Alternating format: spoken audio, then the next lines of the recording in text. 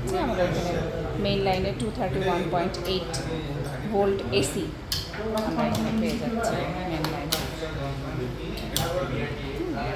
এবার আমরা যদি কোনো কিছু ডিসি দেখতে চাই, লাইক এই যে আমাদের একটা ড্রাই সেল ব্যাটারি, তাহলে আমরা এখানে আমাদের মোডটাকে চেঞ্জ করে ডিসিতে নিয়ে যাবো, যেহেতু আমরা জানি যে ব্যাটারিগুলো ডিসি ভোল্ট সাপ্লাই দেয়। পজিটিভ এবং নেগেটিভে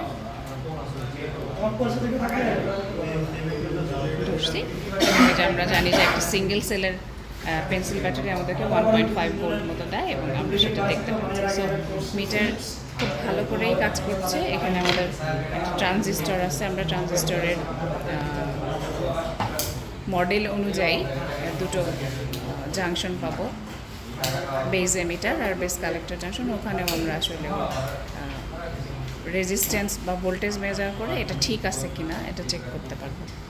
আর একটা জিনিস হচ্ছে এই যে এই ইউএসবি কেবলটা, এই ইউএসবি কেবলটা আমরা আসলে প্র্যাকটিসের জন্য এটার ওয়্যারটাকে এই জাম্পারগুলোকে খুলে ফেলছি এবং এখান থেকে আমরা এখানে ওর পিন অনুযায়ী ওর পিন কানেকশনগুলো আসলে ভেরিফাই করতে পারি যে 1 নাম্বার পিন সেটা এখানে কোন তারের সাথে কানেক্টেড। এটাকে আমরা কন্টিনিউটি টেস্ট মোডে রাখি সেই সময়। এবং একটা প্রোবকে আমরা এখানে পিনের সাথে প্রেস করে রাখবো এবং এটা মনে হয় একটু অ্যাসিস্ট্যান্স লাগবে, একটা ভালো দেবে। এবং এইখানে গিয়ে সরে যাচ্ছে,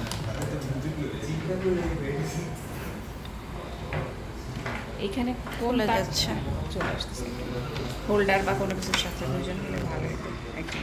আচ্ছা তুমি অসুবিধা নেই, এখানে আমরা একটু পিনের সাথে দিলাম। হ্যাঁ, আর এখানে আমাদের প্রত্যেকটা তারের সাথে আমরা একবার করে টাচ করে দেখব যে কি ব্যাপার। আচ্ছা, ডায়োড মোডেই তো দিছি। আচ্ছা, এখানে মেগা হোম হয়ে আছে, তার মানে আমার হ্যাঁ কন্টিনিউটি টেস্টের জন্য আমার এখানে পাঠাতে হবে, এই সিম্বলটা থাকতে হবে। না কালোটা না, এই যে লালটা। সো 1 নাম্বার পিনের সাথে আমার ওখানে এখানে এই যে রেড 1। এবং এইটার যদি আমি ভোল্টেজও মাপতে চাই, ভোল্টেজ তো না ওহম,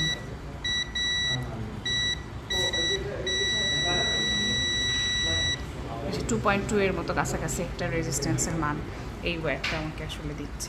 তো এইভাবে আমাদের এই ডিজিটাল মাল্টিমিটার দিয়ে আমরা আসলে আমাদের বিভিন্ন রাশি পরিমাপ করতে পারবো হাই প্রিসিশন। Thank you.